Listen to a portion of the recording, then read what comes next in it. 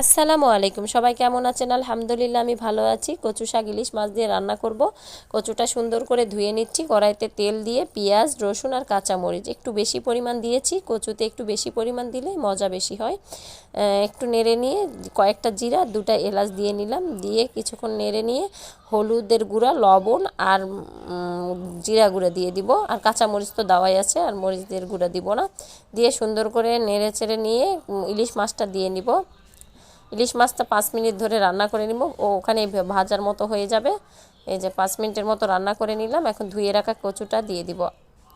অল্প মশলাতে খুবই মজা হয়, অনেক মজা হয়। আর কচুতে তো অনেক ভিটামিন, সবাই জানেন। কচু মাঝে মধ্যে খাইতে হয়। এই যে কচুটা দিয়ে দিলাম। পানি ছাড়া রান্না করব। এখানে এক ফোঁটাও পানি দিতে হবে না। কচু থেকে যে পানি বের হবে সেটা দিয়েই রান্নাটা কমপ্লিট হয়ে যাবে। এই যে বেশ কয়েকবার নেড়ে দিচ্ছি, ঢাকনা উঠে ওই দেখছেন কী পরিমাণ পানি বের হয়েছে। ডাল ঘুটনি দিয়ে সুন্দর করে ঘেটে নিচ্ছি, মিহি করে ঘেটে নিব। আমি পরে ইলিশ মাছের কাঁটাগুলো ফালাই দিয়েছি।